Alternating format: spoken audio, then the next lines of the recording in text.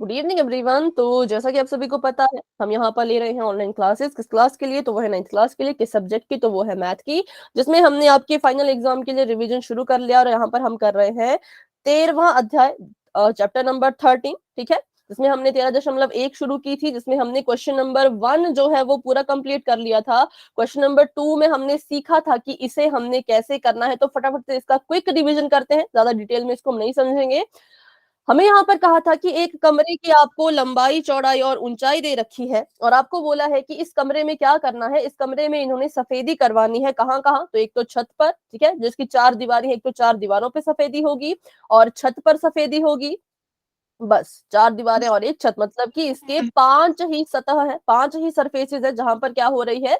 सफेदी हो रही है। ठीक है, तो इसका मतलब फर्श को इन्होंने नहीं गिनना था। फर्श को इन्होंने कहा कि फर्श को हम सफेद नहीं करेंगे, तो उसको मत गिनो। बाकी 5 सतहों को, 5 दीवारों को जो है वो गिनो। तो हमने इसके लिए पढ़ रखा है कि अगर कभी ऐसा सवाल आता है, अगर आपको 4 दीवार कहा होता तब हमारे पास फॉर्मूला था। कौन सा फॉर्मूला था बताइए जरा। अगर 4 दीवारों की बात कर रहे होते। 4 गुना भुजा। 4 गुणा भुजा। ये बच्चों, ये घनाभ है, ये घन नहीं है। 2 into L B B H नहीं, वो तो फिर 2L होता। B H plus 2L plus B गुणा में H, ये आपका फॉर्मूला होता है पार्श्व पृष्ठ क्षेत्रफल। जो कब इस्तेमाल करना होता है? जब 4 ही सतह के बारे में पूछा जाता है, ऊपर वाली और नीचे वाली सतह को भूल जाते हैं, इग्नोर कर देते हैं, तब हम ये वाला फॉर्मूला यूज करते हैं। ठीक है, अगर हमारे से पूरे का पूछा जाए, पूरे का पूरे घनाभ का पूछा जाए, तो होता है 2 गुणा L प्लस बी जमा बी प्लस एच जमा H प्लस L, तब वो फॉर्मूला होता है। ठीक है, तो अभी इन्होंने हमें कहा था कि यहाँ पर क्या करना है, सिर्फ दीवारों को रंग करना है। ये दीवारें हो गई 1 2, पीछे वाली 3, आगे वाली 4 और एक नीचे वाली सतह, सॉरी नीचे नहीं, छत। ठीक है, 5।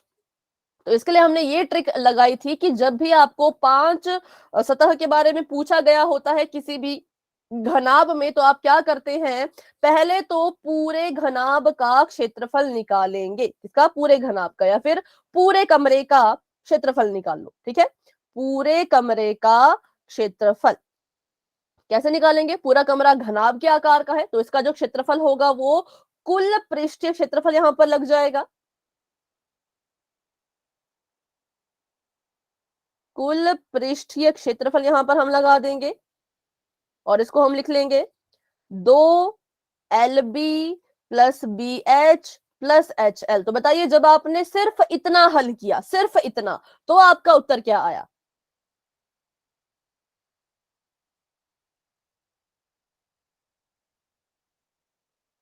जब आप इसको सॉल्व करेंगे, 2 गुना इसकी लंबाई बताइए कितनी है? पहले तो लंबाई कितनी है बुक में देखिए, फटाफट से 5 बताओ। मैम, सेंटीमीटर या 5 मीटर? मीटर, मीटर मैम, चौड़ाई कितनी है?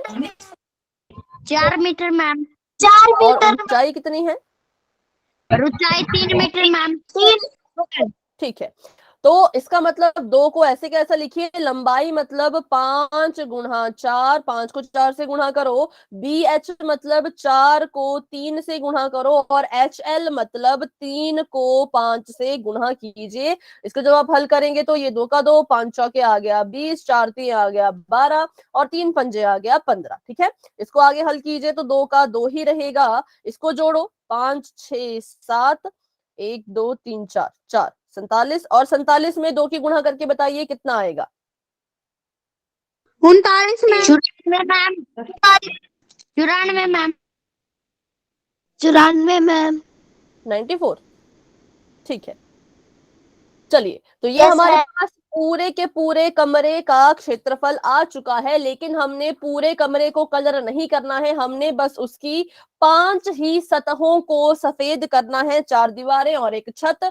फर्श को हम इग्नोर कर रहे हैं, फर्श को हम नहीं कलर कर रहे हैं। तो फर्श का जितना भी क्षेत्रफल होगा, उसको अगर हम पूरे कमरे के क्षेत्रफल से माइनस कर दें, तो हमारे पास जो है वो 5 सतहों का ही क्षेत्रफल आएगा। ध्यान से मेरी बात समझने की कोशिश करें। अगर आपने 6 दीवारों का या 6 सतहों का, 6 सरफेसेस का आपने अगर क्षेत्रफल निकाला है, उसमें से अगर आप एक सरफेस का क्षेत्रफल, एक पृष्ठ का क्षेत्रफल माइनस कर देंगे तो कितनी सतहों का क्षेत्रफल आपके पास रहेगा? सिर्फ और सिर्फ 5 का, और 5 का ही तो हमसे पूछा गया है। ठीक है, तो हम भी क्या करेंगे, 6 का हमने निकाल लिया है। कुल पृष्ठीय क्षेत्रफल तब लगता है जब 6 के 6 सतहों को हम यूज करते हैं, आगे पीछे ऊपर नीचे दाएं बाएं, लेकिन नीचे वाली को नहीं लेना था, तब हम क्या करेंगे, नीचे वाली सतह का अलग से क्षेत्रफल निकालेंगे। तो हम यहाँ पे निकालेंगे फर्श का क्षेत्रफल। तो बताइए फर्श का क्षेत्रफल कितना है? कैसे निकालेंगे? फर्श के पास क्या क्या है? हमने पढ़ा है कि जो आपका घनाभ होता है, लंबाई चौड़ाई मैम। एक मिनट, अभी हमने पढ़ा है कि आपके पास जो ये घनाभ होता है, इसमें लंबाई चौड़ाई ऊंचाई तीनों चीजें होती हैं। पर अगर मैं सिर्फ फर्श को देखूं, ये यहाँ पर जो है वो फर्श है, ठीक है, ये जो है वो मेरे लिए फर्श है अभी के लिए। तो फर्श को जब मैंने देखा तो फर्श के पास ये जो थी ये इसकी लंबाई थी, ये जो थी ये इसकी चौड़ाई थी। तो हम कहेंगे फर्श वाले आयत, जिस आयत से फर्श बन रहा है उसके पास सिर्फ लंबाई और चौड़ाई है, तो इट मींस उसका जब क्षेत्रफल निकालेंगे तो लंबाई गुणा चौड़ाई करके उसका क्षेत्रफल हम निकालेंगे। ठीक है, अगर आपको बोला जाता कि जो आपकी दाईं दीवार है उसको इग्नोर करिए, दाईं दीवार को कदर मत करो, होता है ना कभी कभी, देखो आपने देखा होगा किसी किसी घर में क्या होता है, 3 दीवारें मान लो अगर सफेद रंग की है, 3 दीवारें सफेद रंग की हैं, तो चौथी दीवार को कहते हैं कि चौथी दीवार जो है वो लाल कर दो या पीली कर दो या किसी भी और रंग की कर दो, है ना। तो उस केस में अगर हम दीवार को इग्नोर कर रहे होते तो मुझे बताओ इस दीवार का क्षेत्रफल आप कैसे निकालते? इस दीवार के पास क्या क्या है? लंबाई चौड़ाई और ऊंचाई। नहीं बेटा, 2 ही चीजें हो सकते हैं, आयत है। लंबाई और चौड़ाई। देखो लंबाई जो होती है ना वो इतनी लंबी होती है, यहाँ से यहाँ, इसे कहते हैं लंबाई। ठीक है, तो ये लंबाई इसके पास नहीं है। चौड़ाई, ये जो है ये चौड़ाई है, सॉरी ये जो है ये ऊंचाई है, और ये जो है ये इसकी चौड़ाई है। तो इसके पास क्या क्या है, एक इसके पास हो गई ऊंचाई और एक इसके पास हो गई चौड़ाई। आवाज नहीं आ रही थी। किस किस को मेरी आवाज नहीं आ रही है? मैम मैं तो आ रही है जी। जिन बच्चों को आ रही है वो वाई टाइप करिए। ठीक है, नसीमा बेटा एक बार क्लास को लेफ्ट करके दोबारा से ज्वाइन कर लीजिए।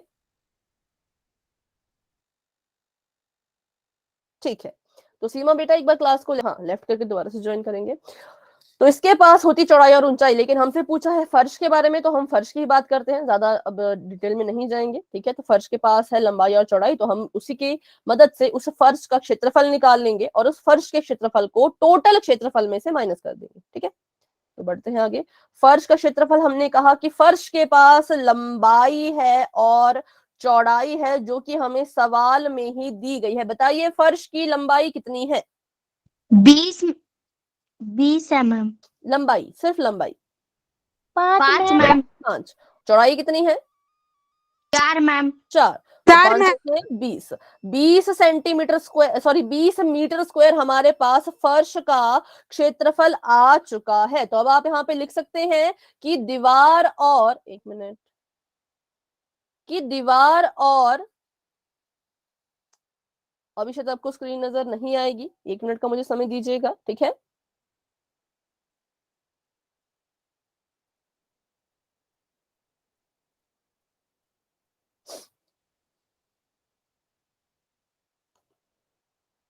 मैम अब स्क्रीन नजर नहीं आ रही जी। जी बेटा बस 1 मिनट।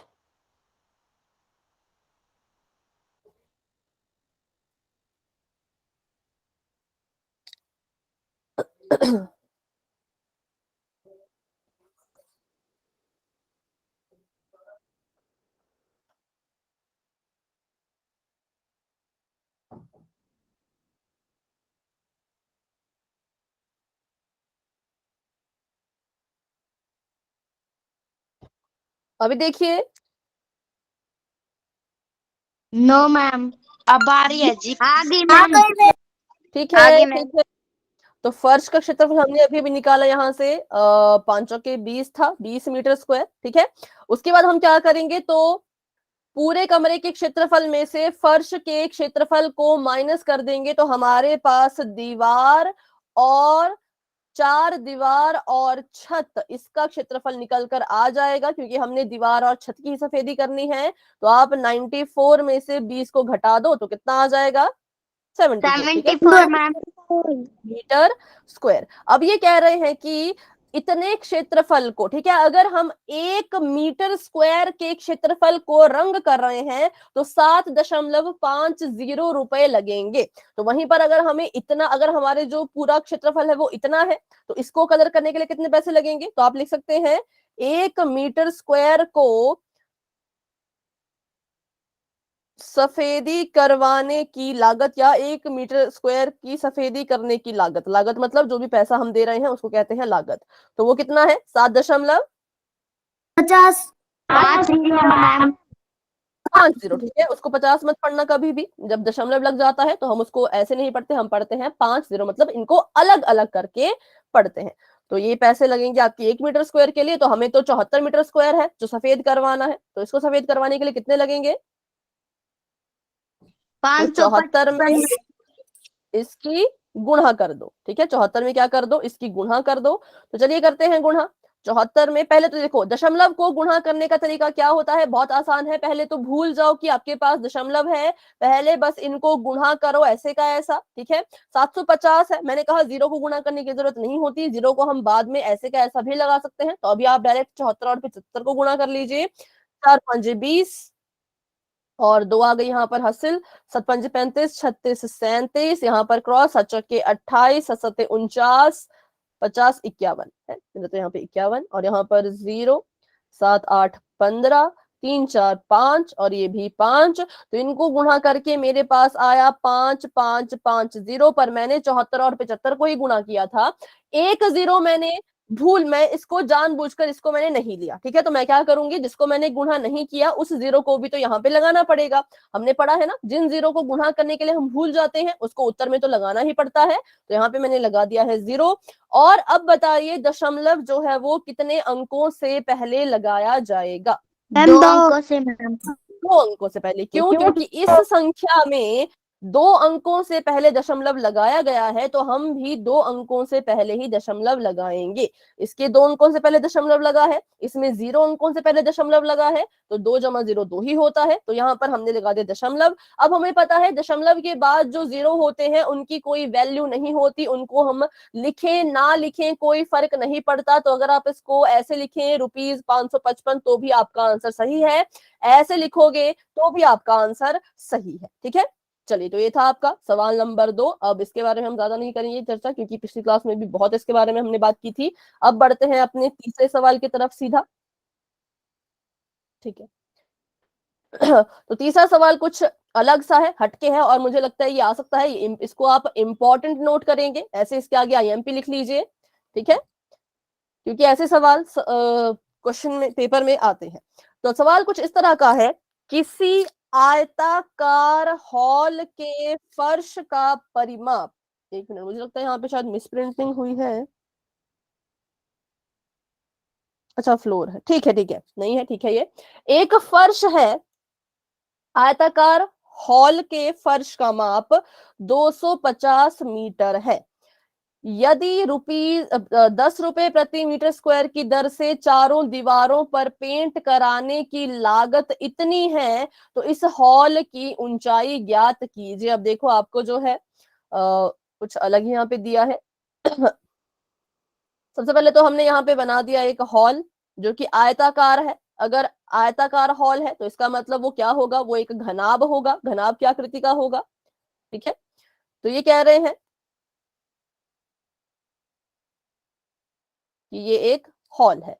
इस हॉल के बारे में आपको कुछ भी नहीं बताया, सिर्फ इतना बताया कि इस हॉल का जो फर्श है, ठीक है, हॉल का जो फर्श है, मतलब कि इसको अगर हम फर्श मान के चलें तो इस फर्श का परिमाप 250 मीटर है, मीटर में, ठीक है। तो हमने कहा कि किसका, फर्श का परिमाप, क्षेत्रफल नहीं दिया है, सिर्फ परिमाप दिया है। बराबर है कितना? 250 मीटर मैम। 250 मीटर। अगर ये फर्श है, अगर इस फर्श के पास लंबाई भी है, इस फर्श के पास चौड़ाई भी है, तो मुझे बताओ इस फर्श का परिमाप कितना होगा? 250 मीटर स्क्वायर। नहीं, फॉर्मूला। 2 गुना लंबाई प्लस चौड़ाई। ठीक है, क्योंकि हमें पता है फर्श है आपका आयताकार, और आयत का जो परिमाप होता है वो होता है 2 गुना लंबाई गुना चौड़ाई, क्योंकि आयत का जो क्षेत्रफल होता था वो होता था लंबाई गुना चौड़ाई, लेकिन अगर बात करें परिमाप की तो परिमाप होता है 2 गुना लंबाई जमा चौड़ाई। किसका? तो आयत का। ठीक है, तो यहां से हमने क्या किया? सबसे पहले हमने देखा कि इस आयताकार फर्श का परिमाप दिया है, परिमाप की वैल्यू भी दी है, तो हमने क्या किया? परिमाप का फॉर्मूला लिख दिया। तो फर्श का परिमाप जो है वो 250 मीटर है, तो मैं लिख सकती हूँ कि आयत का परिमाप तो जी ये होता है, तो इसका मतलब ये पूरा का पूरा किसके बराबर है? 250 मीटर के बराबर है। जिस बच्चे को यहाँ तक समझ आया वो वाई टाइप करेंगे, अगर आप चाहते हैं मैं रिपीट करूं तो आप बता सकते हैं, क्योंकि ये क्वेश्चन मुझे मैम एक बार इंपॉर्टेंट और बता दो। लग रहा है। ठीक है, रिपीट करते हैं। देखिए यहाँ पर मैम आपको नोट करे क्या? आप देख लीजिए, अगर आपकी कॉपी में इसका हल है तो नोट करने की जरूरत नहीं है, पर अगर आपको लगता है कि नहीं वो आपको समझ नहीं आ रहा तो आप नोट भी कर सकते हैं। ठीक है, ओके। चलो। सबसे पहली चीज, आपको एक कमरे की बात इन्होंने की और ये कहा कि कमरे का जो फर्श है उस फर्श का जो परिमाप है, ठीक है, किसका परिमाप दिया है? सिर्फ फर्श का, और किसी चीज का नहीं। इस फर्श का आपको परिमाप दिया था और बस इतना ही दिया था, सिर्फ इतना कि फर्श का परिमाप जो है वो 250 मीटर है। तो हमने कहा कि जो चीज हमें दी है, फर्श जो है वो आयताकार है, तो हम क्या कर सकते हैं? इसका सूत्र, इसका फॉर्मूला लिख सकते हैं। तो आयताकार फर्श का परिमाप 250 मीटर है। इस आयताकार फर्श के परिमाप का फॉर्मूला क्या होगा? तो परिमाप होता है 2 गुना लंबाई जमा चौड़ाई। ठीक है, मैंने कुछ नहीं किया, मैंने यहाँ पे इस परिमाप हिंदी में लिखा था ना, इसको हटा के मैंने इसका बस फॉर्मूला लिख लिया। ठीक है, फॉर्मूला लिख लिया तो मतलब ये स्टेटमेंट बन जाएगी कि 2 गुना एल जमा बी किसके बराबर है? 250 मीटर के बराबर है। बस इतना इसमें किया है कि हिंदी हटा के परिमाप का फॉर्मूला लिख लिया और बराबर है 250 मीटर लिख लिया। अब बताइए, अभी यहां तक के लिए कोई डाउट? ये नो मैम। ठीक है, परिमाप लिख लिया। आप देखिए, अब ये कह रहे हैं, अब सवाल में फिर से जाते हैं। फिर उन्होंने कहा कि अगर 10 रुपए प्रति मीटर की दर से चारों दीवारों को पेंट कराने की लागत 15,000 रुपए है। ये कह रहे हैं कि एक आदमी है, उसने क्या किया? उसने जो है अपने घर की चारों दीवारें पेंट करवा दी और पेंट करवाने के लिए उससे उन्होंने 15,000 रुपए मांगे। ठीक है, मतलब आपको यहाँ पर टोटल कॉस्ट पहले से ही दे रखी है, पहले से ही बता रखा है कि आपने जो अपना ये काम करवाया उसके लिए उसने पैसे कितने लिए। क्षेत्रफल नहीं दिया है, लेकिन सारे के सारे पैसे बताए हैं कि इतना इतना उसने काम कराया और पैसे जो है वो इतने हैं। ठीक है, तो इसका भी काम आएगा अभी, लेकिन उससे पहले, कॉस्ट से पहले हमने एक और चीज यहाँ पर देखी कि यहाँ पे इन्होंने कहा कि उस इंसान ने 4 दीवार को ही कलर किया। तो जब भी बात आती है 4 दीवारों की, तो बताइए कौन सा फॉर्मूला लगता है? मैम 2 गुना एल जमा बी एल जमा बी। पार्श्व पृष्ठीय क्षेत्रफल। ठीक है, तो आप यहाँ पे लिख सकते हैं 4 दीवारों को, 4 दीवारों को या 4 दीवारों का क्षेत्रफल, ऐसे लिख लो। ठीक है, आपके सवाल में दिया है वो, तो वैसे लिख लेना कि 4 दीवारों का अगर हम क्षेत्रफल निकाले, क्यों हम 4 ही दीवारों का क्षेत्रफल निकाल रहे हैं? क्योंकि उसने कलर 4 ही दीवारों को करवाया था, इसलिए। ठीक है, सबसे पहले हमने देखा कि फर्श का परिमाप दिया है, तो हमने परिमाप का फॉर्मूला लिख लिया और जो भी उसको दिया था वो हमने उसके बराबर लिख लिया। फिर हमने देखा कि बात हो रही है 4 दीवारों की, तो इसका मतलब 4 दीवारों को कलर करना तो क्षेत्रफल तो निकालना पड़ेगा। तो हमने यहाँ पे फॉर्मूला लगा लिया 2 गुना एल जमा बी गुणा h। ठीक है, हमने कौन सा फॉर्मूला लगाया, पार्श्व पृष्ठीय क्षेत्रफल, क्योंकि बात यहाँ पे 4 दीवारों की हो रही थी। जो जब 4 दीवारों की बात होती है तो यही फॉर्मूला आपने इस्तेमाल करना है, इसलिए हमने ही भी यही फॉर्मूला इस्तेमाल कर लिया। ठीक है, फिर आपको कॉस्ट दी थी, आपको जो है वो टोटल कॉस्ट दी है कि जब 4 दीवारों को उसने कलर करवाया तो उसने 15,000 रुपए दिए, लेकिन हमें तो क्षेत्रफल अभी पूरा पता ही नहीं है। ठीक है, तो चलो अभी करते हैं सॉल्व आगे इसको। अब देखो, अब इसको आगे सॉल्व करने के लिए ना तो इसने हमें इस पूरे कमरे की लंबाई दी, ना तो चौड़ाई दी, ना तो ऊंचाई दी, तो कैसे हम क्षेत्रफल निकालने की कोशिश करें। तो मैंने देखा कि कुछ भी नहीं दिया है, लेकिन हाँ, अगर मैं ध्यान से देखूं तो 2 गुणा L जमा B जो है उसकी मुझे वैल्यू पता है। वो कितनी है? 250 मीटर मैम। 250, बिल्कुल सही। अभी देखो, हमने ऊपर ही तो लिखा था, इसलिए हमने क्या किया, यहाँ पे फटाफट से फॉर्मूला लगा दिया और फॉर्मूला लगा के जो है इसको 250 के बराबर लिख दिया, क्योंकि ये हमारे काम आने ही वाला था। तो मैंने देखा कि इसका क्षेत्रफल निकालने के लिए ना तो लंबाई थी, ना तो ऊंचाई थी, ना तो चौड़ाई थी, लेकिन हाँ, हमने देखा कि ये जो चीज है ये इसके बराबर है, तो यहाँ पर हम 250 लिख सकते हैं इसकी जगह पर, और गुणा h ऐसे का ऐसा। ठीक है, तो ये किसको समझ आया? वाई टाइप कर सकते हैं, डाउट है तो मैम, पूछ लीजिए। हाँ जी, ये 250 से पहले 2 गुना भी आएगा जी। वीडियो काट रखी मैम। क्यों आएगा बेटा? पूछ रहे हैं जी। अच्छा, पूछ रहे हो, नहीं आएगा, यहाँ पे नहीं आएगा। इधर लिखना चाहो तो नहीं आएगा, क्योंकि देखो पूरे के पूरे 2 गुणा L प्लस B का जो क्षेत्रफल जो वैल्यू है वो 250 के बराबर है, तो 2 गुणा लिखने की अब जरूरत नहीं है। ठीक है, तो ओके मैम। हो गया यहाँ तक, ये हमारा क्षेत्रफल आ चुका है। अब हमसे पूछा क्या था? पूछा तो हमसे क्षेत्रफल भी नहीं है, हमसे पूछा है कि इस h की वैल्यू निकालो, इस हाइट की वैल्यू जो है वो आप निकाल के बताइए। ठीक है, चलो, तो मुझे बताओ कि जब हमें मूल्य निकालने के लिए कहा जाता है किसी भी क्वेश्चन में, जैसे पीछे हमें कहा था कि मूल्य निकालो, ठीक है, तो हम क्या करते थे, किसकी गुणा किसके साथ करते थे? मम्मी ऊपर लंबा बात है कौन 250 की मैम 10 से गुना। माइक ऑन है, माइक ऑफ रखने तो। हाँ, अब बताओ किसकी गुणा किसके साथ? 250 की 10 से मैम। देखो, जैसे आपको पीछे वाले क्वेश्चन में दिया था कि 1500 से मैम। 1 मीटर स्क्वायर का काम करना है तो 10 रुपए लग रहे हैं। अब मुझे टोटल मूल्य निकालना है, टोटल कॉस्ट निकालनी है। मान लीजिए मैंने जो काम करवाया वो 100 मीटर के लिए करवाया। ठीक है, पैसे तो ये 1 मीटर स्क्वायर के थे, लेकिन मैंने तो 100 मीटर का काम करवाया, तो ये 100 मीटर स्क्वायर क्या है?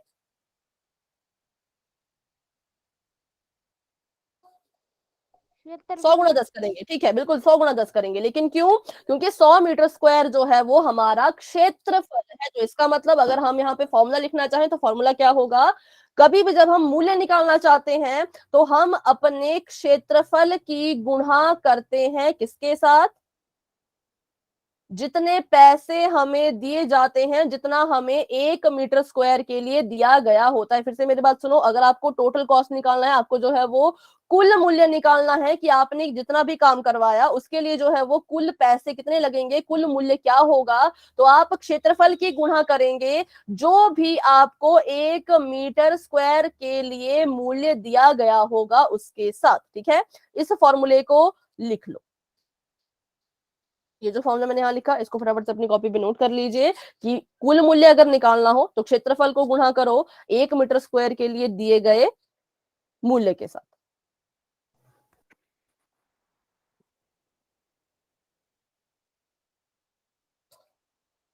ये कुछ नहीं है, ये बस हमने वही लिखा कि कॉस्ट कैसे निकालते हैं। कॉस्ट निकालना आपको आता है, मैंने कर बस लिया उसका मैम।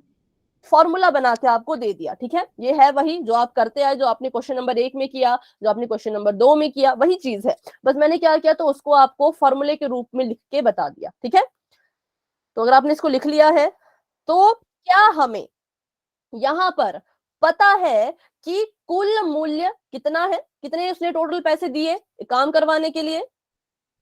1500 मैम। 1500। तो मैं कुल मूल्य की जगह पे लिख सकती हूँ 15,000 मैम। 15,000। हाँ सॉरी, 15,000। ठीक है, और क्या मुझे क्षेत्रफल पता है? 250 मीटर मैम। नहीं, क्षेत्रफल ये है पूरा। 250 गुना h। 250 गुना h। क्या मुझे ये पता है कि 1 मीटर स्क्वायर के लिए उसने कितने पैसे लगे? 1 मीटर स्क्वायर के लिए उसके कितने पैसे लगे? 10 पैसे मैम। 10 10 रुपए। मैम। तो अब देखो, मैंने इस फॉर्मूले को जैसे ही लिखा, जैसे मैंने इस फॉर्मूले के हिसाब से अपना यहाँ पर इसको फिल किया, तो एक समीकरण बन गया। और समीकरण में हमें किसकी वैल्यू निकालनी है? हमें कहा है कि कमरे की ऊंचाई ज्ञात कीजिए, तो मुझे यहाँ पर किसकी वैल्यू निकालनी पड़ेगी? h की मैम। ठीक है, तो हम अब इसको सॉल्व कर सकते हैं। जी हाँ, बिल्कुल इसको हम सॉल्व कर सकते हैं। 15,000 का 15,000 ऐसे का ऐसा ही रहेगा। 250 गुना h गुना 10 है, इसको खोल के लिख लो। 250 गुना h गुना 10। ठीक है, h को अकेला छोड़ना है, तो 250 भी h के साथ गुणा कर रहा है, 10 भी h के साथ गुणा कर रहा है। जब इन दोनों को मैं उठा के वहां भेजूंगी, तो वहां जाके ये दोनों क्या करेंगे? भाग मैम। भाग कर। भाग मैम। ये आ गया 15,000। 15,000 के साथ पहले चलो 250 को ले लेते हैं। 250, या फिर चलो इसको गुणा कर लो, ऐसे आप कंफ्यूज ना हो जाए, कहीं रिस्क नहीं लेंगे बिल्कुल भी, फाइनल पेपर है। तो क्या करो, आपने देखा कि 250 गुणा h गुणा 10 है। पहले 250 और 10 की गुणा कर दो, कितना आएगा?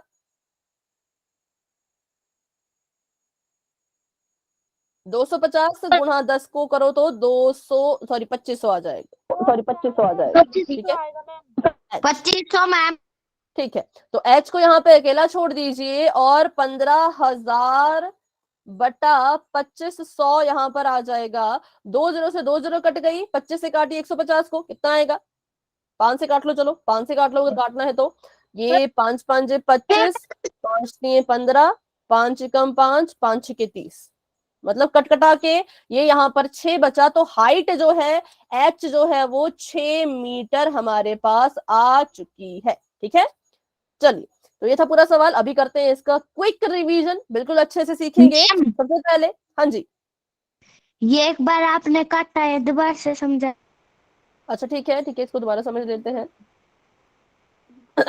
ये था आपके पास 15,000, और ये था आपके पास 2500। ठीक है, तो 1 0 से 1 0 कट गई, 1 0 से 1 0 कट गई, अब कोई 0 नहीं बचा काटने के लिए, तो 5 से काट सकते हैं। देखो, ये 150 है और ये 25 है, तो 5 से काट दीजिए, तो ये आ जाएगा 5 5 25, 5 3 15, और 0 बचा है ना, तो 0 इसके साथ ही रहेगा। ठीक है, क्योंकि 0 है ही नहीं हमारे पास इसको कुछ सॉल्व करने को, तो 0 इसके ऊपर लग जाता है। अब फिर से 5 से काटो, तो 5 कम 5 और 5 6 30, तो हमारे पास कितना आ गया?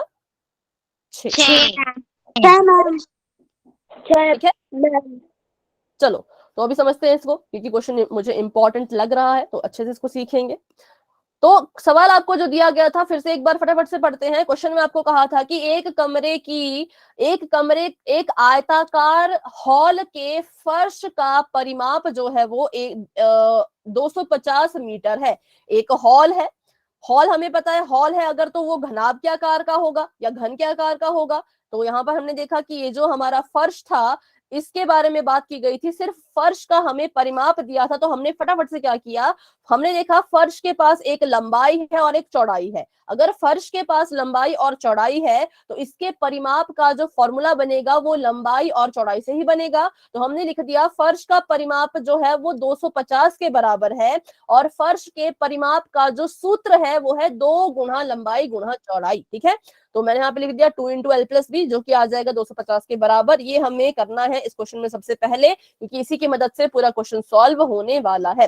फिर हमने देखा कि इन्होंने कहा कि ये इस कमरे में क्या कर रहे हैं, ये इस कमरे की 4 दीवारों को कलर करना चाहते हैं। इन्होंने इन 4 दीवारों को जो है वो कलर कर दिया है, और कलर करने के बाद 15,000 रुपए भी दे दिए हैं। काम खत्म हो चुका है, काम पूरा हो चुका है, पैसे भी दे दिए गए हैं। तो फिर निकालना क्या है? ना तो इन्होंने हमें कहा कि क्षेत्रफल निकालो, ना तो इन्होंने कहा कि आप पैसे निकालो। पहले सवाल में बोला था कि क्षेत्रफल भी निकालो, कॉस्ट भी निकालो, पर यहाँ पे इन्होंने ऐसा कुछ नहीं कहा। यहाँ पे ये कह रहे हैं कि इसकी ऊंचाई ज्ञात कीजिए। तो हमने पहले तो फर्श के परिमाप से लेकर के यहाँ तक पहुंचे, फिर हमने देखा कि 4 दीवारों की बात हो रही है, तो इट मींस पार्श्व पृष्ठीय क्षेत्रफल यूज होगा। तो हमने क्या किया, फटाफट से यहाँ पर घनाभ का पार्श्व पृष्ठीय क्षेत्रफल लिख दिया, जो होता है 2 गुना L जमा B गुना में H। फिर हमने देखा कि इसको हल करने के लिए ना तो लंबाई दी है, ना तो चौड़ाई दी है, ना तो ऊंचाई दी है, लेकिन जो 2 गुना L जमा B है वो आपके 250 के बराबर है। तो इसकी की जगह पे आप 250 लिख सकते हैं। वही हमने किया, इसकी जगह पे 250 लिख दिया और गुणा h ऐसे का ऐसा बच रहा था तो उसको हमने यहाँ पर ऐसे का ऐसा ही लिख दिया। ये क्या निकला? तो ये 4 दीवारों का क्षेत्रफल निकला। पर फिर वही सवाल, क्षेत्रफल तो पूछा ही नहीं था, पूछी थी आपसे इसकी हाइट। तो फिर हमने कहा कि और हमें कुछ नजर नहीं आ रहा है इसको सॉल्व करने के लिए। फिर हमने ध्यान दिया कि हमें इन्होंने ये बता रखा है कि इन्होंने कुल पैसा कितना दिया था, मतलब जो कुल मूल्य है, जो कुल इनका खर्चा हुआ वो कितना हुआ वो हमें दिया हुआ था। क्षेत्रफल अच्छे से तो नहीं पता, लेकिन कुछ कुछ ऐसा आएगा। क्षेत्रफल की वैल्यू नहीं पता पर क्षेत्रफल कुछ इतने के बराबर है ये पता है।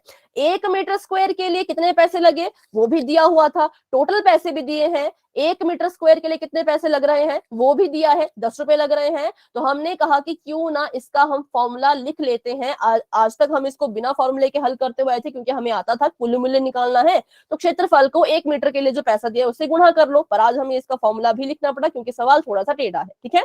तो हमने पहले तो इस फॉर्मूले को लिख लिया, इस फॉर्मूले से ही आप अपने असली आंसर तक पहुंच पाओगे कि कुल मूल्य अगर 15,000 रुपए है और क्षेत्रफल अगर 250 गुणा h है और 1 मीटर स्क्वायर के लिए जो मूल्य है वो अगर 10 रुपए है, तो इनकी मदद से एक समीकरण बन गया। और जब समीकरण बन गया तो हमें यहां से h की वैल्यू मिल जाएगी। h मतलब हमें यहां से ऊंचाई जो है वो मिल जाएगी। तो 3 स्टेप में आपका ये आंसर जो है वो खत्म हुआ है। तो आपको इसको याद रखना है कि कैसे कैसे हमने क्या क्या स्टेप किए थे। सब कुछ क्वेश्चन से ही उठाया है, खुद से कुछ नहीं किया।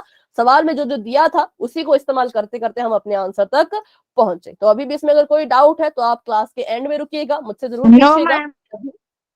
अभी के लिए इसको मिटाते हैं और करते हैं अगला सवाल, नहीं तो फिर हम इसी में फिर से फंसे रह जाएंगे, है ना। तो किसी को भी अगर डाउट होगा तो ऐसा नहीं कि उसको डाउट मन में रखना है, बिल्कुल नहीं। क्लास एंड होती है उसके तुरंत बाद मुझसे आपने पूछना है। तो अभी करते हैं प्रश्न नंबर 4। क्वेश्चन नंबर 4 कह रहा है कि किसी डिब्बे में भरा हुआ पेंट इतना है, ठीक है। अच्छा, आपने इम्पोर्टेंट क्वेश्चन कौन सा बता था? क्वेश्चन नंबर 3 और 4 भी, 3 भी है और 4 भी है। इंपॉर्टेंट तो चारों ही है, पर फिर भी हाँ, मतलब ये आपको इनमें आपको कोई भी डाउट नहीं रहना चाहिए कि अगर ये क्वेश्चन आता है तो आप उसी वक्त इसको सॉल्व कर पाओ। ऐसा आप में इनको कॉन्फिडेंस इस क्वेश्चन के लिए, इन क्वेश्चंस के लिए होना चाहिए, ठीक है। चौथा भी इम्पोर्टेंट है मैम। हाँ, चौथा भी इम्पोर्टेंट है, ये आपको आ सकता है 3 नंबर वाले क्वेश्चन में। पहला भी इम्पोर्टेंट है। पहला वैसे तो कह नहीं सकते, कह भी सकते हैं, मतलब ये सारे ही, ये 4 क्वेश्चन है ना, ये चारों ही इम्पोर्टेंट है। जो आपका 7वां 8वां है ये इम्पोर्टेंट नहीं है, और छठा भी मुझे नहीं लगता उतना जरूरी होगा, लेकिन हाँ पहले 5 सवाल बहुत जरूरी है, ठीक है।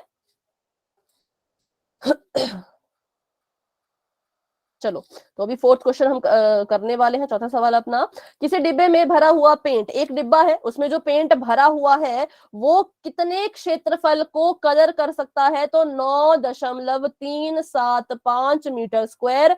इतना क्षेत्रफल अगर आपके पास है तो इतने क्षेत्रफल को ये आराम से पेंट कर देगा। अगर इससे ज्यादा क्षेत्रफल आ गया तो पेंट कम पड़ जाएगा, ठीक है। तो ये आपको दिया है क्या? ये आपको दिया है कि जो डिब्बे में पेंट भरा है वो इतने क्षेत्रफल को अभी कवर कर सकता है। फिर ये कह रहे हैं इस डिब्बे के पेंट से 22.5 सेंटीमीटर, 10 सेंटीमीटर और 7.5 सेंटीमीटर विमाओं की कितनी ईंटें पेंट की जा सकती है? बहुत ही आसान सवाल है और बहुत छोटा सा सवाल है, ठीक है। इन्होंने कहा कि आपका जो ये पेंट है वो इतने क्षेत्रफल को कवर कर लेगा, ठीक है। फिर इन्होंने कहा कि इनके पास कुछ ईंटें हैं, तो लिख लेते हैं कि ईंट के बारे में इन्होंने हमें दिया है कि जो ईंट की विमाएं हैं, मतलब ईंट की विमाओं का मतलब ईंट की लंबाई, ईंट की चौड़ाई और ईंट की ऊंचाई वो आपको दी है, ठीक है। तो ईंट की लंबाई कितनी है बताइए, चौड़ाई कितनी है और ऊंचाई कितनी? 5.5 मैम। 22.5 है लंबाई और चौड़ाई कितनी है? 10 सेंटीमीटर मैम। 10 सेंटीमीटर और ऊंचाई कितनी है? 7.5 सेंटीमीटर। 7.5 सेंटीमीटर, ठीक है। चलिए, अब मैंने क्या कहा था, हमें सबसे पहले क्या देखना है? हमें देखना होता है इनके यूनिट, मतलब इनके मात्रक। तो ये भी सेंटीमीटर में, ये भी सेंटीमीटर में, ये भी सेंटीमीटर में, ठीक है। इनकी विमाएं बिल्कुल ठीक है, लेकिन जो आपको क्षेत्रफल जो आपको बताया है कि कितने क्षेत्रफल को कवर कर पा रहा है वो इसमें है, वो भी सेंटीमीटर में है या मीटर में है? मीटर में मैम। मीटर में है। तो चलो ये एक डिफरेंस अभी पकड़ लो, ये मीटर में है। जो आपको क्षेत्रफल दिया है कलर करने के लिए वो मीटर में है। जो आपको ईंट के बारे में बताया है, ईंट अभी सेंटीमीटर में है। सवाल क्या पूछा है? सवाल पूछा है ये बताओ कि इतने पेंट से कितनी ईंटें आप कलर कर पाओगे। कितनी ईंटें हैं जो आप कलर कर सकते हैं इस पेंट की मदद से। ठीक है, तो सबसे पहले हमें ये पता होना चाहिए कि ईंट का क्षेत्रफल कितना है। तो बताइए कितना है एक ईंट का क्षेत्रफल? ईंट जो है वो घनाभ आकार की होती है। 9.375 मीटर स्क्वायर। 9.375 metre square. ईंट का क्षेत्रफल निकालते हैं। पहली ईंट का मैम सूत्र इतना बताओ। आप बेटा आपकी मर्जी है, मुझे बताओ पहले आप एक चीज, कौन सा फॉर्मूला यूज करूं? 2 इंटू एल बी जमा बी एच जमा H L plus H L. ठीक है, क्योंकि ईंटें जो है वो सारी सारी पेंट करनी है इन्होंने, इसलिए हम जो है वो पूरा ही करेंगे। अगर यहाँ पे दिया होता कि ईंट का ऊपरी हिस्सा या ईंट का ये हिस्सा, तब हम सोचते कोई और क्षेत्रफल निकालने का, लेकिन यहाँ पे ऐसा कुछ नहीं कहा, तो हम कहेंगे कि पूरा का पूरा क्षेत्रफल निकालो। ठीक है, यह है एक ईंट का, सभी ईंट का नहीं, सिर्फ एक ईंट का। तो चलिए निकालते हैं एक ईंट का क्षेत्रफल। तो कितना आएगा? 2 को गुणा करो, एल बी मतलब 22.5, बी मतलब 10 से गुणा करना है। फिर है b इंटू एच मतलब चौड़ाई गुणा ऊंचाई, चौड़ाई 10 है, ऊंचाई है 7.5, और उसके बाद ऊंचाई है आपके पास 7.5, उसको गुणा करना है आपने l मतलब 22.5 से। ठीक है, चलिए तो कीजिए इसको सॉल्व साथ साथ में। तो ये 2 का 2 ऐसे कैसा रहेगा? 22.5 में 10 की गुणा करो तो 225 आ जाएगा, और 7.5 में 10 की गुणा करो तो 75 आ जाएगा। और इसमें ये करना पड़ेगा, इसको करके देखिए। 225 गुणा 75 करेंगे तो 5 5 25, 5 दूनी 10 11 12, 5 दूनी 10 11 12, और 7 5 आ गया 35, 7 दूनी 14 16 17। एक मिनट,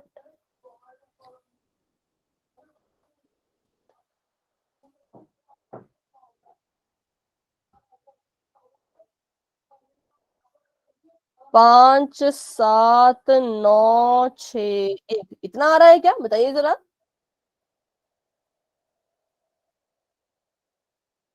इसको इससे गुणा करके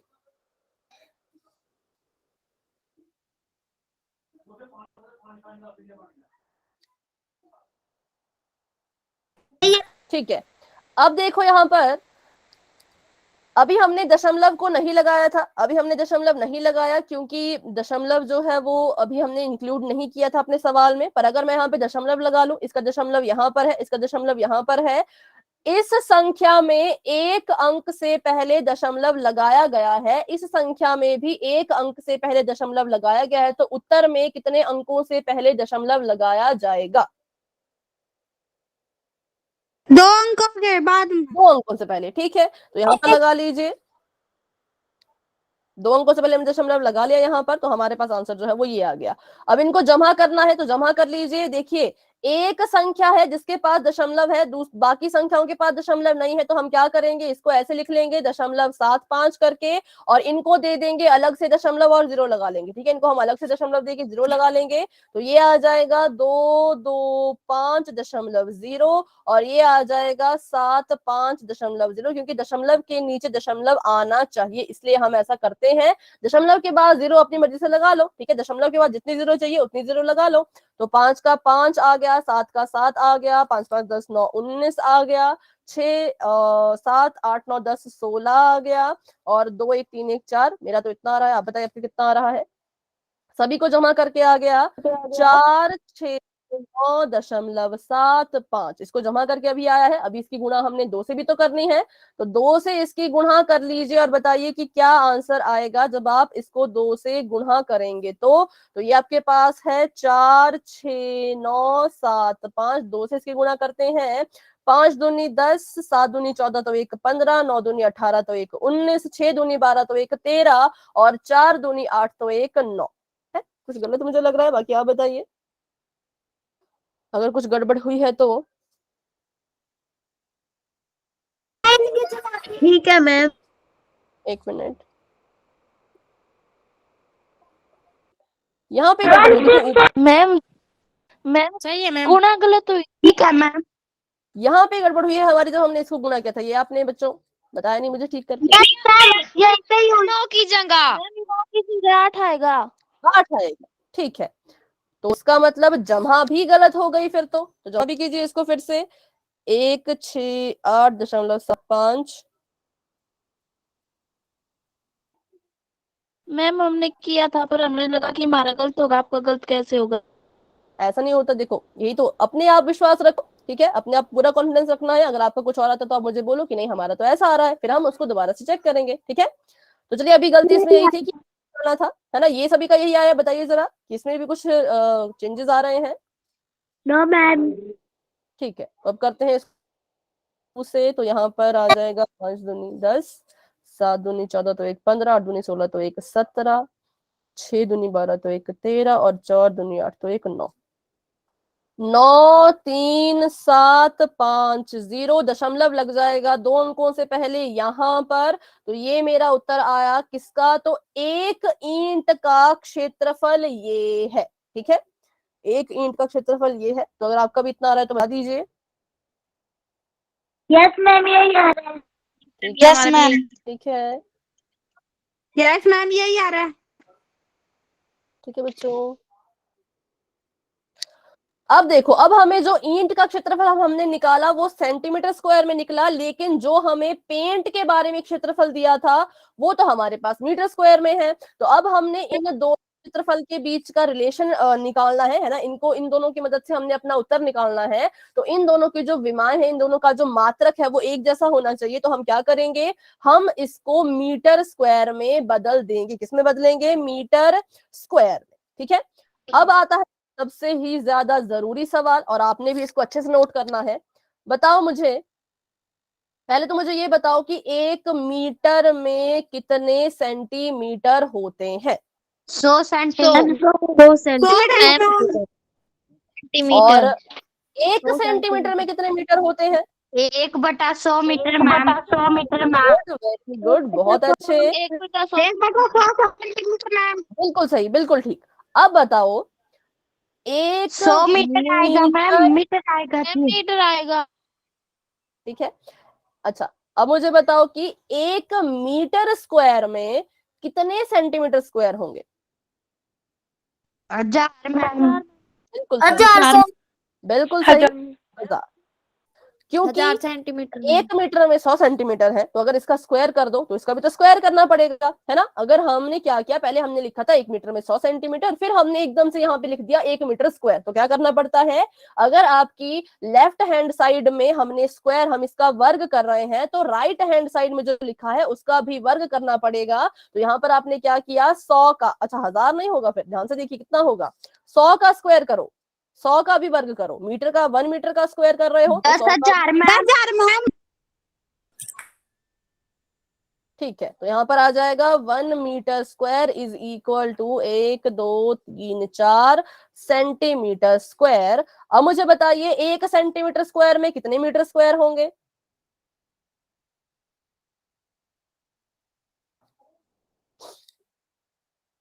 1/10,000 मीटर मैम।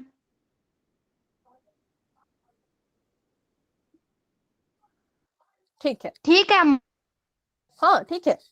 तो अब हमने इसको, आप इसको चेंज कर रहे हो ना, इसको आप चेंज कर रहे हो किसमें, मीटर स्क्वायर में। तो कैसे करेंगे इसको, ऐसे कैसे लिखिए, 937.50 और इसको जो है वो गुणा कर दो 1/10,000 के साथ। और इसको जब आप गुणा करेंगे तो ये आ जाएगा, देखो अंश की गुणा अंश में हो जाती है, हर की गुणा हर में हो जाती है। अंश हमारे पास आ जाएगा 937.50 और इसके बटे में आ जाएगा 10, 1 2 3। अब देखो, अब हमारे इसके पास तो पहले से ही दशमलव लगा हुआ है। अब इसके नीचे फिर से 10,000 आ गया, तो अब कैसे दशमलव लगाएंगे,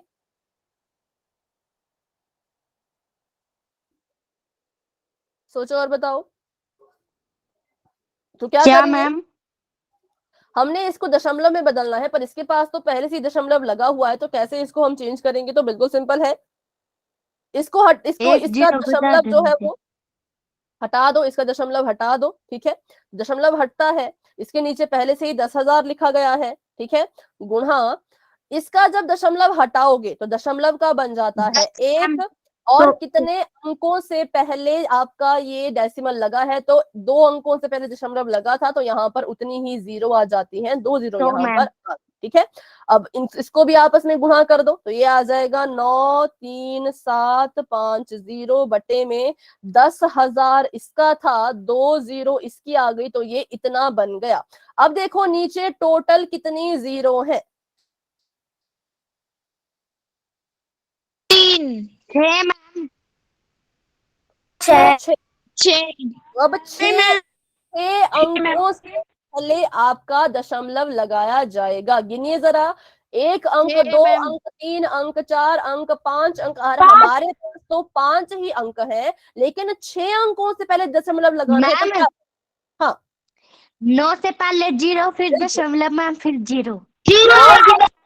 9 से पहले हम 0 लगाएंगे, क्योंकि हमें अपने अंकों को 6 के बराबर लाना है। अगर देखो, अगर यहाँ पर होता 9 है, ठीक है, अगर मैं 9 के 0 पीछे 0 लगाऊं तो ये 90 बन जाता है, लेकिन अगर ये 9 है, 9 के आगे 0 लगाऊं तो ये 9 ही रहता है। तो हम अपनी संख्या को नहीं बदलना चाहते, इसलिए हम 0 को आगे लगाते हैं, क्योंकि अगर आप किसी संख्या से पहले 0 लगाओगे, उससे उस पर कोई फर्क नहीं पड़ता। अगर यही 0 आप बाद में लगाते तो आपकी संख्या ही बदल जाती। 9 के पीछे 0 लग गया, 90 बन गया, लेकिन 9 से पहले 0 लगा तो इसको कुछ भी नहीं हुआ, ठीक है। तो इसलिए हमेशा कोशिश क्या करनी है दशमलव में, कि अगर अंक कम पड़ रहे हैं तो अपनी संख्या से पहले 0 लगा लो। जितने की भी कमी पड़ रही है, अपनी संख्या से पहले 0 लगाते जाओ और कमी को पूरा करते जाओ। तो अब 6 अंक हो गए, दशमलव यहाँ लग जाएगा, तो ये आपके पास आपकी ईंट का क्षेत्रफल आ गया है किसमें, तो मीटर स्क्वायर में।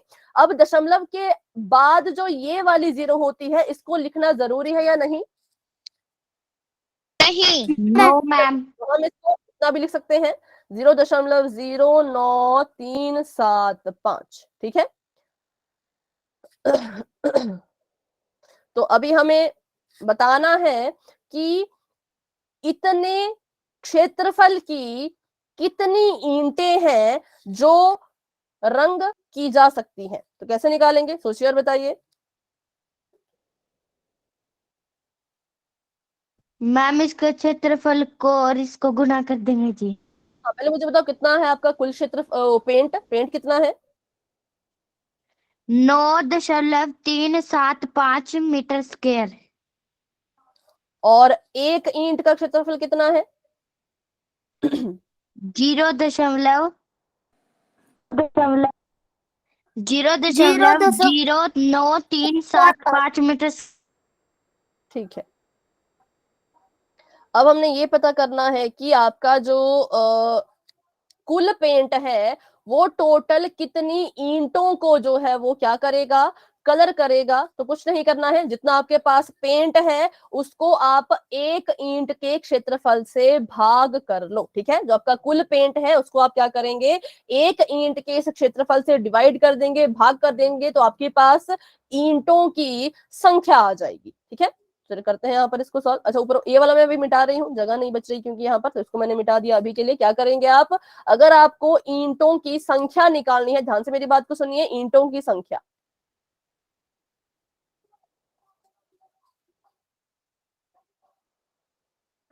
तो क्या करेंगे आप, जो आपके पास कुल पेंट है, कुल पेंट बटा एक ईंट का क्षेत्रफल, तो आपके पास आ जाएगा कि कुल कितनी ईंटें हैं जो क्या कर रही हैं, जो इसमें से हम जिसको हम रंग कर पा रहे हैं, ठीक है। तो निकालिए और बताइए, कुल पेंट हमारे पास है 9.375, और ईंटों का क्षेत्रफल, एक ईंट का क्षेत्रफल हमारे पास है 0.09375। इसको हमने करना है डिवाइड, तो चलिए अभी करते हैं, बहुत ही सिंपल है। पहले तो इनका दशमलव हटा दो, अब इस काम को आप करेंगे। दशमलव हटेगा, अगर अगर ऊपर वाली संख्या का दशमलव हटता है तो संख्या जो आती है वो नीचे लिखी जाती है, और नीचे वाली संख्या का जो दशमलव हटता है तो संख्या जो है वो ऊपर लिखी जाती है, ठीक है, उल्टा होता है। तो अगर मैं आपसे पूछूं कि आपने जब इसका दशमलव हटाया तो संख्या कितनी आई, और उसको मैं कहाँ लिखूं? 1000 मैम। 1000। कहाँ लिखूं मैं उसको? नीचे मैम, बटे के नीचे, ठीक है। तो गुना मैंने में लिख आता है। लिया 9 3 7 5 और बटे के नीचे एक संख्या तो ये बैठी है और दूसरी संख्या आ जाएगी 1000। और अगर मैं इसका हटाऊं दशमलव, 10,000 मैम। कहाँ लिखेंगे? ऊपर मैम, ऊपर। गुना में 10,000। 10 1 2 3 10,000, ठीक है। तो 3 जीरो से 3 जीरो कट गई, इससे ये कट गया क्योंकि एक ही तो है। 9,375 में एक की गुणा करेंगे तो 9,375 ही आएगा। और दो, ये कितना आया यहाँ पर? फिर कुछ गड़बड़ हुआ, एक मिनट। मैम सो आएगा। तो हमारा 10 क्यों आ रहा है? कहीं पे आपको गड़बड़ दिख रही हो तो 9.375। मैम इसमें 10,000 में एक जीरो लगेगी। एक, हाँ, तो आपने 10,000 क्यों कहा? आपने कहा था 10,000 प्लस एक जीरो, ठीक है। क्योंकि यहां पर दशमलव है, इस दशमलव का बन गया एक, और दशमलव के बाद कितने अंक हैं? तो 1 2 3 4 5, 5 अंक हैं, तो 5 जीरो लगेगी। तो इसलिए 3 जीरो से 3 जीरो कट गई, इससे ये कट गया, बच गया एक, यहाँ बच गया 100। एक में 100 की गुणा करेंगे तो उत्तर आ गया 100 ईंटें। इसका मतलब कि हम जो है वो इस पेंट से क्या कर सकते हैं? 100 ईंटों को कलर कर सकते हैं। 100 से ज्यादा एक भी ईंट कलर नहीं कर पाएगी। तो मोटा मोटा इसका रिवीजन कर लेते क्या हमने किया। सबसे पहले इन्होंने हमें कुल मैम पेंट दिया, ठीक है, कुल हमारे पास। हाँ, कोई कुछ कह रहा है क्या? मैम इसमें जैसे 1 मीटर में पूछा तो 1,000 लगाना है, और 1 मीटर स्क्वायर में पूछा तो 10,000 लगाना है। अगर 1 मीटर होता सिर्फ, है ना, 1 मीटर होता तो 100 सेंटीमीटर, तब 1000 नहीं, तब सिर्फ 100, तब 100 सेंटीमीटर, ठीक है। पर अगर 1 मीटर स्क्वायर हुआ, अगर मीटर का वर्ग कर रहे हो तो इसका भी वर्ग करो, ठीक है। इसका भी वर्ग करेंगे मतलब कि 100 का भी वर्ग करेंगे, 100 का स्क्वायर करेंगे तो फिर आ जाएगा 4 जीरो। 2 जीरो थी ना, 2 जीरो का वर्ग करो तो 4 जीरो आती है। अगर इसका क्यूब करें तो, इसका घन करें तो कितनी जीरो आएगी? 2 मैम। नहीं, 3 इसका जीरो और आएगी मैम। इसका घन करेंगे 6 3 मैम। जीरो, क्योंकि इन दोनों जीरो का घन हो रहा है ना। एक का घन तो एक ही होता है, जीरो। तो एक जोड़ा इसका, दूसरा जोड़ा इसका, तीसरा जोड़ा इसका, तो इतना आता है, ठीक है। तो स्क्वायर जब करेंगे 100 का तो 10,000 आता है, ये आपने याद रखना है, फिर आपका हो जाएगा, ठीक है। तो करते हैं इसका फटाफट से रिवीजन, क्विक रिवीजन। तो हमने देखा कि जो आपकी ईंट, आपको पहले तो कुल पेंट दिया था कि पेंट जो है वो इतना है, इसमें से आप कितनी ईंटें जो है वो कलर कर सकते हैं वो आपने निकालना था, ठीक है। तो पेंट हमें दिया है, वो हमने लिख लिया। फिर हमने सबसे पहली चीज, ईंट को कलर कर रहे हैं तो ईंट का क्षेत्रफल तो पता होना चाहिए। तो ईंट का क्षेत्रफल निकाला हमने, तो कुछ इस तरह का आया 937.50। फिर हमने देखा कि इसमें एक अंतर है। क्या अंतर है? कि ईंट का क्षेत्रफल सेंटीमीटर स्क्वायर में है और जो आपको पेंट का क्षेत्रफल दिया है वो तो मीटर स्क्वायर में है। तो हमें क्या करना पड़ेगा? इनकी यूनिट, इनका जो मात्रक है वो बराबर करना पड़ेगा। तो सबसे जरूरी चीज ये है, अगर आपने नोट नहीं किया तो फिर से नोट कर लीजिए, ये बहुत जरूरी है, ये आपको आगे भी काम आ सकता है जहां पे मीटर स्क्वायर वगैरह को चेंज करना पड़े कभी। कि अगर साधारण मीटर है तो 100 सेंटीमीटर होगा, 1 सेंटीमीटर पूछा गया तो 1/100 मीटर होगा। पर अगर बात करें स्क्वायर की तो फिर स्क्वायर में ऐसा होता है, ठीक है। तो स्क्वायर में जो है वो जीरो, आपने जीरो की संख्या जो है वो बढ़ा देनी है, उसका भी आपने स्क्वायर कर लेना है, वर्ग कर लेना है, ये है आपका यहाँ पर। फिर उसके बाद हमने ये किया, दोनों का जो क्षेत्रफल है उसको हमने एक ही मात्रक में लाया, दोनों को मीटर स्क्वायर बनाया। फिर हमने निकालनी थी ईंटों की संख्या। तो ईंटों की संख्या निकालने के लिए हमने क्या किया? जो हमारे पास कुल पेंट है उसको अगर हम एक ईंट के क्षेत्रफल से भाग कर देते हैं तो हमें खुद ब खुद पता लग जाएगा कि ये ऐसी कितनी ईंटों को कलर कर सकता है। अगर हम क्या करें, जो आपके पास टोटल पेंट है उस पेंट को अगर आप एक ईंट के क्षेत्रफल से भाग करेंगे तो आपको पता लग जाएगा कि कितनी ईंटें हैं जो अभी इसमें कलर हो पाएंगे। तो वैसा हमने किया तो हमारे पास जो है वो क्या आ गई? 100 ईंटें आ गई। ये सवाल जो है वो दशमलव वाला है। तो दशमलव का गुणन, दशमलव को लगाना, दशमलव को निकालना, ये सब आपको अच्छे से आना चाहिए, ठीक है। अगर आपको इसमें दिक्कत होगी तो थोड़ा सा आपको क्वेश्चन करने में डाउट हो सकता है। बाकी देखा जाए तो क्वेश्चन आसान था, ईंट का क्षेत्रफल निकालना था और उसके बाद जो है वो कुल पेंट से उसको हमने भाग कर देना, कुल पेंट को हमने ईंट के क्षेत्रफल से भाग कर देना था, ठीक है। तो ये हमारा क्वेश्चन नंबर 4 भी हो चुका है। तो काफी लंबे लंबे क्वेश्चन है ये पहली प्रश्नावली के। दूसरी प्रश्नावली के फिर भी उतने लंबे नहीं है, उसके थोड़े छोटे छोटे हैं, लेकिन हाँ इसके काफी बड़े बड़े सवाल हैं। तो अभी हमारे पास 3 मिनट है, 3 मिनट में जो है वो अगला सवाल समझ लेते हैं कि कैसा है, करना क्या है, ठीक है। फिर उसको भी होमवर्क में ट्राई करना। देखो होमवर्क खुद से ट्राई करना, ठीक है। आपको जो है वो किसी भी नोटबुक की हेल्प नहीं लेनी है, खुद से कोशिश करनी है। सबसे पहले इन्होंने कहा कि एक घनाकार का डिब्बा है, घन के आकार का डिब्बा है, घन बनता है वर्ग से। तो ध्यान रखिएगा यहाँ पर जो फॉर्मूला है वो चेंज हो जाएगा, ये क्वेश्चन भी इंपॉर्टेंट है, ठीक है। घन के बारे में बात करें तो घन की हमें सिर्फ भुजा चाहिए होती है, भुजा मिल गई तो इसका हम क्षेत्रफल निकाल सकते हैं, पार्श्व पृष्ठ क्षेत्रफल निकाल सकते हैं, सब कुछ कर सकते हैं। तो घन की भुजा है 10, ठीक है। उसके बाद कहा कि एक डब्बा घन के आकार का है, दूसरा डिब्बा जो है वो घनाभ के आकार का है, ठीक है। तो घनाभ के आकार का जो डिब्बा है उसकी आपको लंबाई दे रखी है 12.5 सेंटीमीटर, और ये भी सेंटीमीटर में ही है, तो आपको मात्रक चेंज करने की जरूरत ही नहीं पड़ी। और चौड़ाई भी आपको दे रखी है 10 सेंटीमीटर, और इसकी ऊंचाई आपको दे रखी है 8 सेंटीमीटर। अब उसके बाद देखिए तो पूछा क्या है, पूछा है कि किस डिब्बे का पार्श्व पृष्ठीय क्षेत्रफल अधिक है और कितना अधिक है। तो आप क्या करेंगे, पहले घन का पार्श्व पृष्ठीय क्षेत्रफल निकालेंगे, पार्श्व मतलब 4 भुजाओं के लिए निकालेंगे आप, ठीक है। और यहाँ पर भी जो आपका घनाभ है उसका भी आप पार्श्व पृष्ठीय क्षेत्रफल मतलब कि 4 ही सतह के लिए निकालेंगे, दोनों का क्षेत्रफल। देखना है किसका पार्श्व क्षेत्रफल ज्यादा है, घन का या घनाभ का। उत्तर आपके पास आ जाएगा, कितना अधिक है इसके बारे में कल अगली क्लास में चर्चा करेंगे। उसके बाद किस डिब्बे का कुल पृष्ठीय क्षेत्रफल कम है और कितना कम है। तो बात इतनी सी है, इस घन का पार्श्व पृष्ठीय क्षेत्रफल भी निकाल लेना और कुल पृष्ठीय क्षेत्रफल भी निकाल लेना, सेम इस घनाभ का भी पार्श्व क्षेत्रफल भी निकाल लेना और कुल क्षेत्रफल भी निकाल लेना। और अगली क्लास में आप मुझे ये चेक, अच्छा कोशिश करना कि ग्रुप में भेज देना। देखो क्लास में चेक करने में थोड़ी दिक्कत हो जाती है, क्या करेंगे आप, ग्रुप में इतना आंसर मुझे दे देंगे, घन का पार्श्व पृष्ठीय क्षेत्रफल इतना आ रहा है और घन का कुल पृष्ठीय क्षेत्रफल इतना आ रहा है, घनाभ का पार्श्व इतना, घनाभ का कुल इतना। उसके बाद जो भी करना है उसकी बात करेंगे हम अगले क्लास में, ठीक है। और प्रश्न एक नंबर बार समझा एक दो। मिनट, अभी सुनो, 6, 7, 8 नहीं करेंगे, बहुत लंबे सवाल हैं, ऐसे सवाल पेपर में आते भी नहीं है, ठीक है। तो इनको हम छोड़ रहे हैं, बाकी जो जरूरी है वो हम सारे करेंगे, ठीक है। तो चलिए मैम ये बच्चों, एक बार समझा दो। कौन सा बेटा, ये आपने समझा। प्रश्न नंबर 5, मैम ये एक बार समझा दो मैम। ठीक है, ठीक है। तो देखिए अभी जिन बच्चों को इसमें डाउट है वो सभी क्लास में ही बने रहे, जिन बच्चों को डाउट नहीं है वो क्लास को लेफ्ट कर सकते हैं। Good night and bye bye, मिलते हैं अपनी अगली क्लास में।